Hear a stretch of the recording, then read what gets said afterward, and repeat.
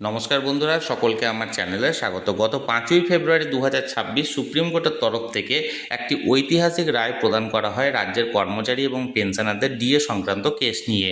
এই রায়ে স্পষ্টত রাজ্যকে নির্দেশ দেওয়া হয় সুপ্রিম কোর্টের তরফ থেকে যে বকেয়া ডিএর 25% ইমিডিয়েট এরিয়ার হিসাবে রাজ্যের কর্মচারী এবং পেনশনারদেরকে প্রদান করতে হবে এবং বাকি 75% আগামী কিছুদিনের মধ্যে রাজ্যকে প্রদান করতে হবে। এখন এই 25% ডিআরএস অ্যালাউন্স এরিয়ার প্রদান নিয়ে এই মুহূর্তে বেশ কিছু গুরুত্বপূর্ণ তথ্য উঠে এসেছে। কি সেই তথ্যে কি বলা হয়েছে এবং কতটা গুরুত্বপূর্ণ, সকল কিছু নিয়ে আজকের ভিডিওতে বিস্তারিতভাবে আলোচনা করব। ভিডিওটি অত্যন্ত গুরুত্বপূর্ণ, তাই প্রথম থেকে শেষ পর্যন্ত অবশ্যই ধৈর্য সহকারে দেখবেন এবং ভালো লেগে থাকলে অবশ্যই একটি লাইক করবেন এবং সকলের সঙ্গে শেয়ার করবেন। আর সেই সাথে এই চ্যানেলে যদি প্রথমবার হয়ে থাকেন এই রকমের ইনফরমেটিভ ভিডিও আরও দেখার জন্য যারা এখনও পর্যন্ত চ্যানেলটিকে সাবস্ক্রাইব করেননি তারা অবশ্যই চ্যানেলটিকে সাবস্ক্রাইব করে নিতে ভুলবেন না। তাহলে চলুন আমরা বিস্তারিত জেনে নিই। বন্ধু, আমরা আপনাদের কথা দিয়েছিলাম যে 2008 সাল থেকে 2019 সাল পর্যন্ত সর্বোচ্চ আদালতের নির্দেশ মোতাবেক যে বকেয়া ডিএ ব্যাকলগ অনুসারে টোটাল কত টাকায় গিয়ে উপস্থিত হলো সেটা আপনাদের কাছে তুলে ধরব। এখন দেখুন, এই প্রেক্ষিত আমরা যে সারণীগুলো তালিকাগুলো তৈরি করেছি তার আগে আপনাদের যদি কিছুটা বার্তা না দিই তাহলে সেই তালিকাটা আপনাদের পক্ষে বুঝে ওঠা একটু কষ্টদায়ক এবং সত্যি কথা বলতে কি ইন সার্ভিস এবং অবসরপ্রাপ্ত এই দুটি দিক বিচার করেই আমরা কিন্তু এই তালিকাটা প্রস্তুত করেছি।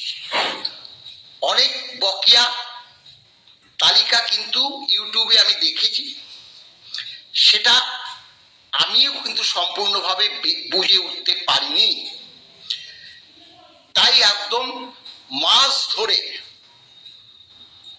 যে April, May, June, July, August, September, October প্রতি মাসে আপনার ব্যাকলগ কত হলো সেটা আমরা তুলে ধরেছি একদম 2008 থেকে 2019 পর্যন্ত।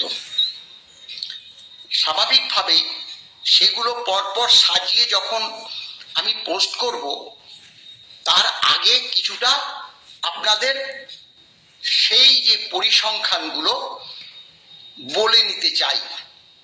দেখুন, যেটা প্রথমেই বলি যে আমরা ডিএ মামলায় ট্রাইব্যুনাল, উচ্চ আদালত এবং সর্বোচ্চ আদালতে জয় পেয়েছি। অর্থাৎ আদালতগুলো যে আবেগে চলে না, আদালতগুলো আইন মোতাবেক চলে, সেটা আমরা বুঝে যে সকল ডকুমেন্টসগুলো আমরা আদালতের কাছে তুলে ধরেছিলাম সেগুলো আমি পোস্ট করব না, কিন্তু আমি আপনাদেরকে এক ঝলক দেখাচ্ছি যে দেখুন, এটা হচ্ছে এই যে তালিকা করে আমরা দিয়েছিলাম দিল্লি, চেন্নাই বা এআইসিপিআই মেনে যে ডিএটা হয় সেগুলো আমরা কিন্তু তুলে ধরেছিলাম। এই যে অর্ডার, প্রতিটি অর্ডার, এখানে প্রতিটি অর্ডার, এবং তারা বলছে এখানে অর্ডারটা করেছে office of the resident commissioner বঙ্গভবনের ক্ষেত্রে, government of West Bengal, A/2 state emporia building, Baba Khar Singh মার্গ, নিউ দিল্লি। এখানে প্রতিটি অর্ডারে তারা বলেছে যে pay off the DRS allowance to the employee of the West Bengal government sanctioned at Delhi, New Delhi, central government revised rate effect from such and such. অর্থাৎ প্রতিটি order কিন্তু আমরা তুলে ধরেছিলাম 2008 সাল থেকে 2019 সাল পর্যন্ত। এই তালিকা এইভাবে আমরা করে করে দিয়েছিলাম। এবং ধরুন আমরা তখন বলেছিলাম যে আমাদের যখন 12% দিয়ে, তখন কেন্দ্রীয় সরকার অর্থাৎ এআইসিপিআই মেনে সেই ডিএ হচ্ছে 22%।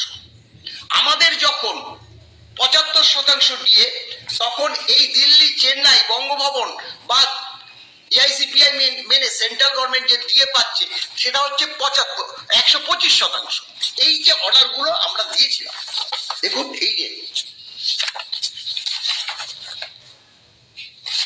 পার্ক ডিপার্টমেন্টের নির্দেশ মতো রেসিডেন্ট কমিশনার এই অর্ডারগুলো বার করে।